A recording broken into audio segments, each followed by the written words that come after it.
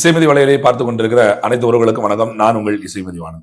இன்னைக்கு இந்த காணொலியில எதை பத்தி பேச இருக்கோம் அப்படின்னு பாத்தீங்கன்னா, இந்திய தேர்தல் ஆணையம் தமிழ்நாட்டில் மட்டும் இல்லாம சில மாநிலங்கள்ல, இந்த தேர்தல் நடக்க போற மாநிலங்கள்ல எல்லாம் வாக்காளர் பட்டியல் சிறப்பு தீவிர திருத்தம் SIR அப்படிங்கிற பணியை தொடங்கியிருக்காங்க.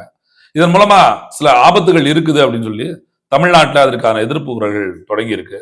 அதுல வலுவாக ஆளும் கட்சியும் பேசினாலும் கூட நாம் தமிழர் கட்சியின் தொடர்ச்சியா இதை முதல்ல அவங்க அறிவிச்சதுல இருந்து எதிர்த்துட்டே வர்றாங்க. அதற்கான நோக்கம் என்ன அப்படிங்கிறத பற்றியும், அதற்காக அண்ணன் சீமான் அவர்கள் இதை கண்டிச்சு மிகப்பெரிய அளவுல மாநிலம் தழுவிய ஒரு ஆர்ப்பாட்டத்தை சென்னையில அறிவிச்சிருக்காங்க. அது சம்பந்தமா தான் இந்த காணொலியில பேச இருக்கிறோம். வாங்க காணொலிக்குள்ள போலாம்.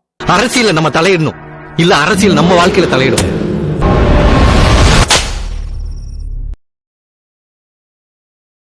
தமிழ்நாட்டில் இப்ப பரபரப்பா பேசப்படுற விஷயம் அப்படின்னு பாத்தீங்கன்னா SIR. என்னடா SIR அப்படின்னு பாத்தீங்கன்னா வாக்காளர் பட்டியலோட சிறப்பு தீவிர திருத்தம். இந்திய தேர்தல் ஆணையம் இந்த வாக்காளர் பட்டியல் சிறப்பு தீவிர திருத்தத்தை இப்ப அறிவிச்சிருக்காங்க. இது இங்க தமிழ்நாடு மட்டுமில்ல, தமிழ்நாடு உள்ளிட்ட ஒரு 9 மாநிலங்களிலும், பாண்டிச்சேரி மாதிரியான ஒரு 3 யூனியன் பிரதேசங்களிலும் கிட்டத்தட்ட 12 இடங்கள்ல இது அறிவிச்சிருக்காங்க. இது என்ன புதுசா நடக்குதா அப்படின்னு பார்த்தா அப்படியும் கிடையாது. ஏற்கனவே தமிழ்நாட்டிலே இந்தியாவில் தமிழ்நாட்டில் பாத்தீங்கன்னா 2002 இருந்து 2005 காலகட்டம் தான் இது ஏற்கனவே நடந்திருக்கு. இது எதற்காக அப்படின்னு பாத்தீங்கன்னா, புதுசா வாக்காளர் பட்டியல யார் சேர்க்கிறது, யார இணைக்கிறது, வாக்காளர் பட்டியல ஒன்றுக்கும் மேற்பட்ட இடங்கள்ல ஒரே வாக்காளரோட பேர் இருக்கிறது, அதுபோல இறந்தவங்களோட பேரை நீக்கிறது, இப்படி ஒரு பொதுவா எத்தனை கோடி வாக்காளர் இருக்கிறாங்க அப்படிங்கிறத தெரிவிப்பதற்காக பண்ணக்கூடியதான். அதுதான் இந்த முறை நடக்குது அப்படின்னா அதை எதிர்க்க வேண்டிய அவசியம் என்னவா இருக்கு அப்படின்னு பார்க்கும்போது, இல்ல அது மட்டும் நடந்துட்டா பிரச்சனை இல்லை, ஆனால் இப்ப நடக்க இருப்பது அது இல்லை அப்படிங்கிறதா சிக்கலா இருக்குது. இது தொடர்பா அண்ணன் சீமான் அவர்கள் வர 17ஆம் தேதி சென்னையில 17/11/2025 சென்னை எழும்பூர் ராஜரத்னம் விளையாட்டு திடல்ல வச்சு ஒரு மிகப்பெரிய ஆர்ப்பாட்டத்தை அறிவிச்சிருக்காங்க. இதை எதிர்த்து இந்த வாக்காளர் பட்டியல் சிறப்பு தீவிர திருத்தம் நடைபெறக்கூடாது அப்படின்னு சொல்றாங்க. ஏன் நடைபெறக்கூடாது அப்படின்னு சொல்றாங்க அப்படின்னு பார்த்தா, பீகார் மாநிலத்தில் பாத்தீங்கன்னா தற்போது தேர்தல் நடந்து கொண்டிருக்கிறது. அந்த மாநிலத்திற்கான தேர்தல் நடந்து கொண்டிருக்கிறது. இந்த தேர்தலுக்கு முன்பாக இதே மாதிரி இப்படி தமிழ்நாடு தேர்தல் வரவேற்கிற சூழல்ல இந்த வாக்காளர் பட்டியலோட சிறப்பு தீவிர திருத்தம் SIR கொண்டு வர்றாங்களோ, அது மாதிரி பீகார்லயும் சில மாதங்களுக்கு கொண்டு வந்தாங்க. அது ஒரு மிகப்பெரிய அதிர்ச்சி அலைகளை உண்டு பண்ணதுன்னே சொல்லலாம். என்ன அப்படின்னு பார்த்தா, பீகார்ல புதிதா, அதாவது வாக்காளர் பட்டியல் சரிபார்க்கிறோம் அப்படிங்கிற பேர்ல கிட்டத்தட்ட ஒரு 70 லட்சம் பேருக்கு வாக்காளர் பட்டியல் நீக்கிட்டாங்க. கொஞ்சம் பேர் சேர்த்திருக்கிறாங்க. ஒரு 70 லட்சம் பேர் பட்டியல் வெளியேறிட்டாங்க. அவங்க வாக்கு காணாம போயிடுச்சு அப்படின்னு சொல்லி ஒரு மிகப்பெரிய சர்ச்சை எழுந்துச்சு. அப்படி சொல்லுகிற போது அந்த தேர்தல் ஆணையம் என்ன பதில் கொடுத்துன்னா, அவங்க எல்லாம் இங்க இல்ல, வேலைக்காக வேறு மாநிலங்களுக்கு சென்றிருக்கிறாங்க, அவங்கள அந்தந்த மாநிலங்கள்ல வாக்காளர் பட்டியல சேர்க்கப்படுவாங்க அப்படின்னு ஒரு பதில் சொல்லிருந்தாங்க. இப்ப அதுதான் ஒரு சர்ச்சைக்குரிய பொருளா மாதிரி இருக்கு. நாம் தமிழர் கட்சியோட தலைமை ஒருங்கிணைப்பாளர் சீமான் அவர்கள் அதுதான் சொல்றாங்க. இப்ப பீகாரில் நீக்கப்பட்ட தொழிலாளர்கள் வடமாநில தொழிலாளர்கள் அப்படின்னு சொல்றோம். இப்ப தமிழ்நாட்டுல வடமாநில தொழிலாளர் பீகாரை மட்டும் குறிப்பி வச்சுக்கிட்டோம்னா, தமிழ்நாட்டுல 15 லட்சம் பேர் அவங்க இருக்கிறாங்க, இல்ல ஒரு 10 லட்சம் பேர் இருக்கிறாங்க அப்படின்னு ஒரு கணக்கு இருக்குன்னு வச்சுக்கோங்க. அவங்க எல்லாம் தமிழ்நாட்டிற்குள் வாக்காளர்களாக சேர்க்கப்படுவார்கள் அப்படிங்கிறதா இந்த வாக்காளர் பட்டியல் தீவிர திருத்தத்தோட இருக்கக்கூடிய மிகப்பெரிய ஆபத்து அப்படின்னு நாம் தமிழர் கட்சி பாக்குறது. அதைத்தான் அண்ணன் சீமான் மறுபடியும் சுட்டி காட்டுறாங்க. இப்ப ஒரு புதிய வாக்காளர் இணைப்பதிலையோ, இல்ல இறந்து போகிற வாக்காளரை கழிப்பதிலையோ, ஒரே வாக்காளருக்கு 2-3 இடங்கள்ல வாக்காளர் பட்டியல இடம் இருக்கிறதோ, ஒரே வாக்குச்சாவடியில ஒரே வாக்காளருக்கு 2 முறை பேர் இடைபெறுது, இதெல்லாம் நீக்கிறதுல இருக்க சிக்கல்லாம் பிரச்சனை கிடையாது. இது நல்லதுதான். ஏன்னா ஒரு ஒட்டுமொத்த வாக்காளர் பட்டியல் எவ்வளவு இருக்கு அப்படின்னு பாக்குறதுல பிரச்சனை இல்லை. ஏற்கனவே தமிழ்நாட்டுல பாத்தீங்கன்னா 6.36 கோடி வாக்காளர்கள் இருப்பதாக இப்ப ஜனவரி 25, 2000, அதாவது ஜனவரி மாசம் 2025 வெளியிட்ட வாக்காளர் பட்டியல் மூலமா நம்ம தெரிஞ்சுக்கணும். இப்போ திருப்ப இந்த சிறப்பு திருத்தம் பாத்தீங்கன்னா நவம்பர் 4 இருந்து டிசம்பர் 4 வரைக்கும் நடக்கும். டிசம்பர் 7ஆம் தேதி அதுக்கான அறிவிப்பு வெளியாகும். அப்புறமா ஜனவரி 8 இருந்து டிசம்பர் 8 இருந்து ஜனவரி 9 வரைக்கும் இதுல சேர்க்கறது நீக்கிறதுல நீங்க சரி பண்ணிக்கலாம். கடைசியா பிப்ரவரி 7ஆம் தேதி புதிய வாக்காளர் பட்டியல் வெளியிடப்படும். இந்த நடக்க இருக்கிற 2026 தேர்தலுக்கான வாக்காளர் பட்டியல் வெளியிடப்படும் சொல்லியிருக்காங்க. இதுல நான் ஏற்கனவே சொன்னது மாதிரி ஒரு வாக்காளர் சேர்க்கணும் பிரச்சனை இல்ல, ஒரு வாக்காளர் இறந்துட்டாங்க நீக்கணும் பிரச்சனை இல்ல, இந்த வாக்காளர் திருமணம் பண்ணி வேற இடத்துக்கு போயிட்டாங்க அங்க வாக்காளர் இருக்காங்க இந்த இதுல நீக்கணும் பிரச்சனை இல்ல, இல்ல இவங்க இடம் மாதிரி வாக்க மாத்திட்டாங்க அதனால நீக்கணும் பிரச்சனை. ஆனால் பீகார் மாநிலத்தில் நீக்கப்பட்ட அந்த 15 லட்சம் வாக்காளர்கள் கிட்டத்தட்ட 60-70 லட்சத்துல 15 லட்சம் 10 லட்சம் பேர் தமிழ்நாட்டில் இருக்கான்னு சொல்றாங்கல்ல, அந்த வாக்காளர் அவங்க எல்லாம் தமிழ்நாட்டு வாக்காளர் பட்டியலில் இணைக்கப்படுவார்கள் அப்படின்னு சொல்றதெல்லாம் சிக்கல் இருக்குது. ஏன்னா இது நம்மளோட ஒரு சித்தாந்தத்திற்கு ஒரு ஒருமைப்பாட்டுக்கு எதிரானதாக இருக்கும் அப்படின்னு நாம் தமிழர் கட்சி இது பாக்குது. என்ன காரணம் அப்படின்னு பாத்தீங்கன்னா, இந்தியா மொழிவாரி மாநிலமாக பிரிக்கப்பட்டது என்பது எதுக்குன்னா, குறைஞ்சபட்சம் இந்திய தேசத்துக்குள்ள எல்லா பல்வேறு மொழிகள் பேசக்கூடிய மக்கள், அவர்களுக்கு தலையத்துக்கு கலை, இலக்கியம், பண்பாடு, கலாச்சாரம் அப்படின்னு இருக்கிறதுனால அவங்கவுங்க மாநிலத்தை அவங்கவுங்க ஆட்சி செய்யக்கூடிய ஒரு ஒரு முறையை கொடுக்கணும் அப்படின்னு சொல்லிதான் மொழிவாரி மாநிலம் பிரிக்கப்பட்டு அந்த மொழி பேசுகிற நாட்டுக்குள்ள அந்த மொழி பேசுறவங்க தலைவராக இருந்து முதலமைச்சராக இருந்து மொழி பேசினா அந்த ஆட்சி புரிந்தா அவங்களுக்கான சிக்கல்கள் தீர்க்கப்படும் அப்படின்னு சொன்னாங்க. ஏற்கனவே பாத்தீங்கன்னா தமிழ்நாட்டோட உரிமைகள் பாராளுமன்றத்துல குரல் எழுப்பப்பட்டதில்லை. காரணம் 40 பாராளுமன்ற உறுப்பினர் அப்படிங்கிற சிறுபான்மையா இருக்கும் அப்படிங்கிற அடிப்படையில அவங்க எண்ணிக்கை கம்மியா இருக்கிறதுனால நம்மளோட குரல் நம் நாட்டுக்கு தமிழ்நாட்டுக்கு தேவையான குரல் அங்க சரியா எழுப்பப்படாது. அப்படி எழுப்பப்பட்டாலும் அதை நிராகரிக்கிற இடத்தில் மத்திய அரசு ஒன்றிய அரசு இருக்கிறது.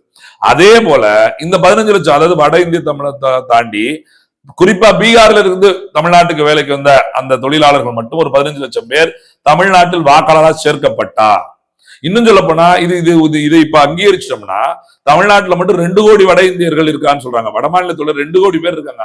இந்த 2 கோடி பேரும் வாக்காளரா, தமிழ்நாட்டு வாக்காளர் 6 கோடி பேர் இருக்கும்போது இந்த 2 கோடி பேரும் வாக்காளரா இணைஞ்சு 8 கோடி வாக்கா மாறினா அதிக பெரும்பான்மை 2 கோடி பேர் இந்தியக்காரங்க வட இந்தியக்காரங்க அவன் யாரை முடிவு செஞ்சு அப்படி செய்யணும் அப்படிங்கிற இடத்துக்கு வந்துட்டா தமிழ்நாட்டை யார் ஆள்வது என்கிற அந்த இடத்தை கைப்பற்றக்கூடிய சூழல் வட இந்திய தொழிலாளர்கிட்ட போய் சேர்ந்துரும்.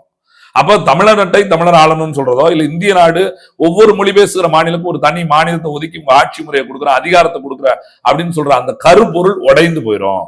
எதற்காக மொழிவாரி மாநிலம் பிரிக்கப்பட்டதுங்கிற அந்த சித்தாந்தம் இருக்குல்ல, அதுவே அடிச்சு தூள் தூளா உடைக்கப்படும். அப்ப இந்த வாக்காளர் பட்டியல் சிறப்பு தீவிர திருத்தம் என்பது ஒரு மாநிலத்தின் உரிமையை பறிக்கக்கூடியதா மாறிடும்.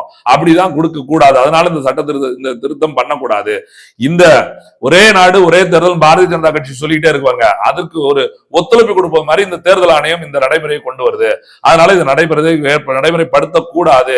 இங்க ஏற்கனவே தொடங்கிட்டாலும் கூட இதை உடனடியாக நிறுத்தணும் அப்படின்னு சொல்லிதான் அண்ணன் சீமான் அவர்கள் நாம் தமிழர் கட்சி சார்பா சென்னையில இந்த ஆர்ப்பாட்டத்தை அறிவிச்சிருக்காங்க. இப்ப தமிழ்நாடு முழுக்க பிஎல்ஓக்கள், பிஎல்ஏ, டூக்கள் எல்லாம் இவங்க எல்லாம் சேர்ந்து இந்த வாக்காளர் சிறப்பு பட்டியல் தீவிர திருத்தத்தை சரிபார்த்துட்டு இருக்காங்க இல்லையா. அவங்ககிட்ட நம்ம வைக்கிற கோரிக்கை என்னன்னா, இந்த பட்டியலை சரிபார்க்கும் போது வட இந்திய தொழிலாளர்களை இங்க பட்டியலை சேர்க்க கூடாது. ஏன் நீங்க பாருங்கன்னா, இதுக்கு முன்னாடியே அவங்களுக்கு வட இந்திய தொழிலாளர்கள் இங்க வேலைக்காக வரும்போது குடியமரும் போது அவங்களுக்கு ஆதார் அட்டை இந்த மாதிரி இங்க கூடிய ரேஷன் கார்டு இதெல்லாம் கொடுக்கும் போதே நாம் தமிழர் கட்சி எதிர்த்துச்சு. ஏன்னா இதெல்லாம் கொடுக்கும்போது எளிமையா பார்த்துட்டு இப்போ வாக்காளர் பட்டியல இடம் கொடுக்கிறது ரொம்ப எளிமையா மாறிடுது. ஒரே நாடு ஒரே தேர்தல் இடத்துக்கு வந்து இப்ப நீங்க பாத்தீங்கன்னா வட இந்திய தொழிலாளர்லாம் இங்கதான் ரேஷன் கடையில சாரியா இங்க பொருள் வாங்கிட்டு இருக்கான். எது அரிசி பருப்புல இருந்து எல்லாமே வாங்கிட்டு இருக்கான். அப்ப அவன் ஓட்டு போட இங்கதான் தயார் அப்படின்னு சொல்லி கொண்டு வந்துட்டானா நாளைக்கு இந்த அதிகாரத்தை கைப்பற்றுவது யார் என்று முடிவு செய்யற இடத்துல அவன் நிற்பான். அதுதான் ஆபத்து. அதனாலதான் வட இந்திய தொழிலாளர் இங்க வரும்போது கடவுச்சீட்டு முறை, உள் நுழைவு கடவுச்சீட்டு முறையை கொண்டு வரணும் அப்படின்னு சொல்லி அண்ணன் சீமான் உறக்க குரல் கொடுக்கிற போது இங்க இருக்கிற பைத்தியங்க யாருக்குமே புரியல. எல்லாரும் அவரை பார்த்து என்ன எப்படி சொல்லிட்டு இருக்காரு அப்படின்னு சொல்லிட்டு இருந்தாங்க. இன்னைக்கு அவனுக்கு வாக்காளர் பட்டியல் இன்னைக்கு திமுக எதிர்க்குது. எஸ்ஐஆர் எது இந்த தேர்தல் ஆணையம் நடத்தக்கூடிய வாக்காளர் சிறப்பு தீவிர பட்டியல தேர்தல் ஆணையம் எதிர்க்குது. தேர்தல் ஆணையம் எதிர்க்குது. தேர்தல் ஆணையம் கொண்டு வரதை திமுக எதிர்க்குது. திமுக எதிர்க்குது. திமுக எதிர்க்க வேண்டிய அவசியம் என்ன? இப்ப அவங்களுக்கு ஓட்டு கொடுத்துட்டு அவங்க மோடிக்கு போட்டுருவாங்க. மோடி அததான் சொன்ன முதலே உள்ள கொண்டு வருவது ஒரு உள்நுழைவு கடவுச்சீட்டை கொண்டு வா. அவங்களுக்கு ரேஷன் கார்டு கொடுக்காத, அவங்களுக்கு ஆதார் அட்டை கொடு. அவ மாநிலத்துல போய் வாங்கிட்டோம். நாம தமிழர்கள் எங்கெல்லாம் போய் நிக்கிறோம். அவங்க அந்த நாட்டுல ஆட்சி பிடிக்க முடியுதா? அவங்க எல்லாம் இங்க ஓட்டு போட்டு திரும்பி போலையா? தமிழ்நாட்டுக்குள்ளே பல்வேறு இடத்துல தொடர்ச்சியா வீடு வாங்கி குடியேறிவிட்ட பிறகும் சொந்த ஊருக்கு திருவிழாவுக்கு வந்துட்டு போற மாதிரி, சொந்த வந்த நிகழ்ச்சிக்கு வந்துட்டு போற, வாக்கு செலுத்துக்கு வந்துட்டு போலையா? அது மாதிரி வாக்கு செலுத்த அவன் இடத்துக்கு போட்டு இங்க உழைக்கட்டும் பிழைக்கட்டும், அதுல எந்த சிக்கலும் இல்ல. வாக்கு செலுத்த அவன் மாநிலத்திற்கு போனாதான் அவன் மாநில உரிமை அவங்க கையில் இருக்கும். அவன் எந்த மண்ணில வாழ்றானோ அந்த மாநில உரிமை அந்த மாநில மக்களுக்கு சொந்தமா இருக்கும். அதுதான் இப்ப பாத்தீங்கன்னா கோயம்புத்தூர், திருப்பூர்ல எல்லாம் வட மாநில தொழிலாளர் நிறைய பேர் இருக்காங்க. அவங்க அதிகமா இருக்க இடத்துல அவங்க வாக்கு வந்துருச்சுன்னு வச்சுக்கோங்க. ஒரு சட்டமன்ற தொகுதி கிட்டத்தட்ட 50,000 இருந்து 60,000 வாக்கு வாங்கினா ஒரு எம்எல்ஏ ஒரு சட்டமன்ற உறுப்பினர் தேர்ந்தெடுக்க முடியும் வந்தா ஒரே இடத்துல நீங்க எப்படின்னா தமிழர்கள் தனித்தனியா கிடப்பாங்க. வட மாநிலத்தில் வேலை செய்யக்கூடிய ஒரு இடத்துல குஞ்சு ஒரு சட்டமன்றத்துல அமைஞ்சிட்டான்னு வச்சுக்கோங்களேன். ஒரு 55,000 பேர் ஒரு 60,000 பேர் உட்காந்துட்டா அந்த சட்டமன்ற தொகுதியோட உறுப்பினரா நீங்க நல்லா புரிஞ்சுக்குங்க, நாளைக்கு ஒரு வட மாநிலத்தை சார்ந்தவனே தேர்ந்தெடுக்கப்படலாம். ஏன்னா அவன் ஓட்டு போட தகுதி இருக்கும் போது அவன் அந்த இடத்துல சட்டமன்ற உறுப்பினராகவும் தகுதி இருக்கு. இன்னைக்கு எதிர்த்து பேசக்கூடிய திமுகவே நாட்கள் வேலைக்கு வேட்பாளராக நிப்பாட்டோம். ஏன்னா ஈரோடு கிழக்கு இடைத்தேர்தல் நடைபெறும் போது ஒரு இடத்துல மட்டும் ஹிந்தி பேசுற மக்கள் இருக்காங்க. அந்த இடத்துக்கு மட்டும் ஹிந்தியில துண்டறிக்க ஹிந்திலே பேசி ஓட்டு கட்ட கட்சி தானே திமுக. ஒரு காலத்துல தயாநிதி மாறன் அப்பா முதல்ல முஸ்லிமார நிப்பாட்டினாங்க. அடுத்து தயாநிதிமாறன் பாட்டாங்க, கனிமொழி அனுப்புனாங்க. இவங்களெல்லாம் ஏன் அனுப்புறேன்னு கேட்டதுக்கு, அங்க வடமாநிலத்துல போகும்போது பாராளுமன்ற டெல்லியில போகும்போது பார்லிமெண்ட்ல ஹிந்தி பேசணும், இவங்களுக்கு ஹிந்தி நல்லா தெரியும், அதனால அனுப்புறாங்க. ஹிந்தி பேசக்கூட, ஹிந்தி வேண்டாம் அப்படின்னு சொல்லி போராடினதோட விளைவுலதான் திமுக ஆட்சிக்கு வந்துச்சு. ஆனா ஹிந்தி தெரிஞ்சாதான் எம்பி ஆக முடியும்னு சொல்லி அவங்க குடும்பத்துல கூட வரிசை அனுப்பிச்சவங்க. நாளைக்கு ஹிந்திக்காரனே எம்பி ஆக மாட்டான்னு என்ன நிச்சயம்? ஹிந்தி மொழி வேண்டாம், ஆனா ஹிந்திக்காரன் உள்ள வந்துட்டான். நாளைக்கு இன்னைக்கு ஹிந்திக்காரன் வேண்டாம், நாளைக்கு ஹிந்திக்காரனே எம்பி ஆகுவேன். இதுல நடைமுறையில மாறுபாடு நடந்துகிட்டே தான் இருக்குது. இப்ப நாளைக்கு எம்பி எம்எல்ஏக்களாக ஒரு ஹிந்திக்காரங்க பேசுறவங்க இங்க தேர்ந்தெடுக்கப்பட்டு விட்டா இந்த மாநிலத்தை யார் ஆளுறது? ஏற்கனவே தமிழ ஆளல, இங்க சிக்கல் இருக்குது. நம்மளாம் சகோதரர்கள். நம்ம சவுத்து தெற்கு இருக்கு, தென் மாநிலம், கேரளா, தமிழ்நாடு, இந்த ஆந்திரா, ஆந்திர பிரதேசம், தெலுங்கானா, கர்நாடகா அப்படின்னு சொல்லி இப்படி நமக்குள்ள ஒரு ஒற்றுமைன்னு பேசிக்கிட்டே தமிழர் நாட்டை தமிழ ஆளாம மற்ற மொழி பேசுகிற தெலுங்கரு, கன்னடர் எல்லாம் ஆண்டுகிட்டே இருக்கிறாங்க. இவங்களை தாண்டி வட இந்தியக்காரெல்லாம் வந்துட்டா, நீங்க ஒரு காணொலி பார்த்திருப்பீங்க. ஒரு வட மாநில தொழிலாளர்கிட்ட ஒருத்தர் பேட்டி எடுத்துட்டு இருக்கும் போது, இந்த அரசியல் எப்படி பாலிடிக்ஸ் எப்படி பாக்குறீங்க? பாலிடிக்ஸ் அப்படின்னு சொன்னேன். இல்ல உங்களுக்கு யாரை பிடிக்கும்? மோடியை பிடிக்கும் அப்படின்னு சொல்லிட்டு, யார் உங்களுக்கு ரொம்ப எதிர்ப்பா இருக்கிறா, உங்களுக்கு யாரை பிடிக்காதுன்னு சொல்லிட்டு தமிழ்நாட்டில் இருக்கக்கூடிய தலைவர்கள் எல்லாம் காட்டும் போது அவன் நேரடியா கை நீட்டி யார சொல்றான்? சீமானை தான் சொல்றான். சீமான் டேஞ்சரஸ் ஃபெல்லோ, அவன் டேஞ்சரஸ் மறுபடியும் சொல்லிக்கிட்டே இருக்கான். எல்லா வட இந்திய மாநில தொழிலாளர் அத்தனை பேருக்கும் தெரியுது சீமான் தான் டேஞ்சரஸ்னா, அவர் தான் அவங்களுக்கு மிகப்பெரிய எதிரியா இருப்பாரா, பயங்கரவாதியா இருப்பாருனா என்ன அர்த்தம்? அவர் இந்த மண்ணை ஆழ்வதற்கு தடையா இருப்பாரு, இந்த மண்ணில் தொடர்ச்சியா வாழ்ந்து இந்த மண்ணை நமக்கானதா மாற்றுவதற்கு தடையா இருப்பாரு அப்படின்னு சொல்லா அவனுக்கு தெரியுது எதிரி யாருன்னு. இவங்க இங்க உட்காந்துட்டு அனைத்து கட்சி கூட்டத்தை முதலமைச்சர் கூட்டுறாரு. என்னதான் அனைத்து கட்சி கூட்டம்? ஒரு மாநில அரசு தானே. ஏன் வழக்கு நீதிமன்றத்தில் தோடுத்த மாதிரி இவங்க சட்ட திருத்தம் கொண்டு வருமா இங்க நடத்தக்கூடாதுன்னு சொல்லி நீங்க ஏன் இங்க ஒரு தீர்மானத்தை போட்டு அனுப்புங்க? ஆட்சி அதிகாரத்துக்கு வரதுக்கு போதே இப்படி நடத்தவே விட மாட்டேன்னு சொல்லி சண்டையிடுங்க. இங்க இருக்கிற தேர்தல் ஆணையத்தில் யார் வேலை செய்யறா? உங்களோட வருவாய் அதிகாரி தானே இருக்கிறாங்க. மாவட்ட ஆட்சித்தலைவர் தேர்தல் ஆணையரா இருக்காரு, மாவட்ட தேர்தல் அலுவலரா இருக்காரு. இங்க இருக்கக்கூடிய வருவாய் தாசில்தார்ல இருந்து விஓ ஆர்ஐ இருக்கவங்க தானே அங்க தேர்தல் ஆணையத்துக்கு வேலை செய்யறாங்க. எதிர்ப்பு காட்டுங்க, எதிர்ப்பு தெரிவிங்க. குரல் கொடுத்துக்கிட்டு இருக்கிறது எதிர்ப்பு இல்லைங்க, உங்களோட ஆட்சி அதிகாரம் இருக்கு, அவங்க வேலை செய்ய மாட்டாங்க, தேர்தல் பணியை மேற்கொள்ள மாட்டாங்க அப்படின்னு சொல்ல வேண்டியதானே. ஏன் அவன் குடிமையை பிடிச்சிருக்கான், சிபிஐன்னு ஒண்ணு கையில வச்சுக்கிட்டு இருக்கான். ஏற்கனவே அமலாத்துறைக்கு அனுப்பி KN கிளியை பிடிச்சு கிடக்காரு. அடுத்து இங்க இருக்கக்கூடிய ஏவா வேலுக்கு வருவாங்கிறாங்க, சேகர் பாபுக்கு வரப்போறதுங்கிறாங்க, மூர்த்தி வீட்டுக்கு வரப்போகுதுங்கிறாங்க, எல்லாத்தையும் விட அன்பில் மகேஷ் பொய்யாமொழி வீட்டுக்கு வருதுங்கிறாங்க. அவரோட நண்பராக கூட உதயநிதி துணை முதலமைச்சர் வீட்டுக்கு போனாலும் போவோம். அப்ப எல்லாம் அமலாக்கத்துறை பார்த்து இடி ரைட பார்த்தால பயந்து கிடக்கிற திமுக அவங்களை எதிர்த்து இந்த வாக்காளர் பட்டியல் சிறப்பு தீவிரத்தை எதிர்க்கிறோம். என்னத்தை எதிர்க்கிறீங்க? ஒரு அரசு, ஆளும் அரசு, அதிகாரமிக்க அரசு எதிர்ப்பு எப்படி தெரிவிங்க? ஒரு கூட்டம் போட்டு தெரிவிக்கிறதா? நாங்க ஆட்சியில் இல்ல, நாம் தமிழர் ஆட்சி இல்ல, அண்ணன் சீமான் முதலமைச்சரா இல்ல, ஒரு சட்டமன்ற உறுப்பினர் இல்ல, அவர் ஒரு பொதுக்கூட்டம் போட்டு ஒரு ஆர்ப்பாட்டம் தெரிவிச்சு கண்டன ஆர்ப்பாட்டத்தை நடத்தல, ஒரு நியாயம் இருக்கு. உங்களோட தானே ஆட்சி இருக்குது. 40 பாராளுமன்ற உறுப்பினர் வச்சிருக்கீங்க, போய் குரல் கொடுத்து வெளியே வரலாம், அங்க போய் சலசலப்பு உண்டு பண்ணலாம்.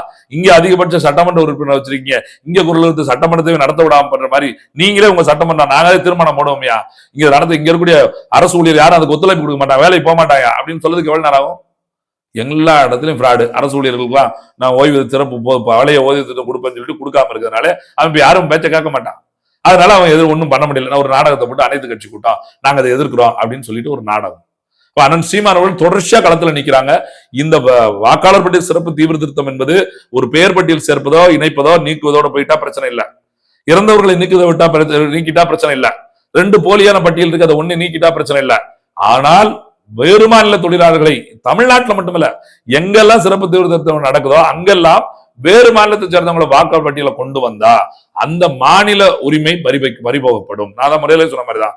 எதற்காக மொழிவாரி மாநிலம் பிரிக்கப்பட்டோம, ஒவ்வொரு மாநிலத்தையும் அந்த மொழி பேசுறவன ஆண்டுகிட்டாதான் அவனுக்கு இருக்கக்கூடிய அந்த மண்ணை சார்ந்தவனா இருந்தாதான் இங்க நல்லது கெட்டது சரி எது தப்புதுன்னு கண்டுபிடிக்க முடியும், அந்த மண் சார்ந்து ஒரு சுயசார்போட வாழ முடியும்னு ஒண்ணு உருவாக்குனாங்களோ அந்த ஒற்றுமையை குலைக்கிற விதமா, தேச பற்றியே குலைக்கிற, தேச ஒற்றுமையை, நாட்டின் ஒற்றுமையை குலைக்கிற விதமா இந்த வாக்காளர் சீர்திருத்த பட்டியல்ல இவங்க கொண்டு வர்ற வட மாநில தொழிலாளர்களை அடுத்த மாநில தொழிலாளர்களை வாக்காளர் பட்டியல் இணைக்கிறது அது ஒரு மிகப்பெரிய கொடுமையில போய் முடிஞ்சிடும் அப்படிங்கறதான் நாம் தமிழர் கட்சியோட மிகப்பெரிய கருத்து, ஒரு உறுதியான கருத்து. இதை முன்வைத்து ஏற்கனவே அண்ணன் சீமான் அவர்கள் நாம் தமிழர் கட்சியார் ஒரு அறிக்கை வேற கொடுத்திருந்தாங்க. இருந்தாலும் இந்த தேர்தல் ஆணையம் நவம்பர் 4ஆம் தேதி தொடங்கிருச்சு. இன்னைக்கு இப்ப காலகட்டம் ஓடிக்கிட்டு இருக்குது. டிசம்பர் 4ஓட முடிஞ்சிடும் அப்படிங்கறதுனாலதான் வர்ற 17ஆம் தேதி சென்னையில அண்ணன் சீமான் அவர்கள் நாம் தமிழர் கட்சி சார்பா ஒரு மிகப்பெரிய அளவுல ஒரு கண்டன ஆர்ப்பாட்டத்தை இந்த சிறப்பு வாக்காளர் பட்டியல் சிறப்பு தீவிர திருத்தத்தை கண்டித்து ஒரு SIR கண்டித்து ஒரு ஆர்ப்பாட்டத்தை நடத்த இருக்கிறாங்க. இதுல எல்லோரும் புரிந்து கொள்ளணும், இந்த பட்டியல் எப்படியானது எதற்கானது புரிஞ்சுக்கிட்டு உங்க பகுதியில் இருக்கக்கூடிய நார்மலா யாருனாலும் வரலாம், உங்க அங்கன்வாடி பணியாளர் வருவாங்க, கட்சியில் இருக்கிற பிஎல்ஏ டூக்கள் வருவாங்க, அவங்களோட உறக்க பேசுங்க. எங்களுக்கு பட்டியல் பேர் இருக்கு, எங்கது வேணும், அவன் வெளி மாநிலத்திலிருந்து வந்து அவனுக்கு கொடுக்க கூடாது அப்படின்னு உரத்து பேசுங்க. ஏன்னா சாதாரண வேலைக்கு வந்தான், ஜம்மு காலம் விற்க வந்தான், பாய் விற்க வந்தான், பானிபூரி விற்க வந்தான், இந்த பொம்மை விற்க வந்தான் அப்படின்னு நினைச்சுக்கிட்டு இருந்தோம். எல்லாம் விற்க வந்தவன் இன்னைக்கு வேலை வாய்ப்புக்கு வந்து உட்காந்தான், ஹோட்டல்ல தானே வேலை பார்க்கறான், செங்கச்சூழல தானே வேலை பார்க்கறான் அப்படின்னு நினைச்சுக்கிட்டு இருந்தோம். அரசு வேலையில இன்னைக்கு உட்காந்துட்டு இருக்கான், வாத்தியாரா உட்காந்து சூழல் வந்துருச்சு. நாளைக்கு வாக்கு கொடுத்துட்டு அவன் ஓட்டு போடுற நிலைமை வந்துட்டு அவனுக்கு அரசு பட்டியல் இடம் கொடுத்துருவாங்க, வேலைக்கு போய் நிப்பான். ஏற்கனவே இங்க இருக்கக்கூடியவனுக்கே தமிழ்நாட்டில் இருக்கவங்களுக்கே வேலை வாய்ப்பு இடம் கிடைக்க மாட்டேங்குது. இது வடமாநில தொழிலாளர் வந்துட்டு நிலைமை என்னவா இருக்கும்? இதெல்லாம் கருத்தில் கொண்டுதான் அண்ணன் சீமான் அவர்கள் இந்த கண்டன ஆர்ப்பாட்டத்தை அறிவிச்சிருக்காங்க. தமிழ்நாட்டில் வரக்கூடிய தமிழர்கள் அத்துணை பேரும் இந்த ஆர்ப்பாட்டத்தில் கலந்து கொண்டு இந்த வாக்காளர் சிறப்பு தீவிர திருத்த பட்டியல் என்பது மோசடியானது, இது மாநில உரிமைகளுக்கு எதிரானது அப்படிங்கிற உரக்க குரல் கொடுத்து இதை நிறுத்துவதற்கு நாம் ஒன்றிணையுமாறு இந்த இசைமதி வலையொலி சார்பாக கேட்டுக்கிறேன். நன்றி, வணக்கம்.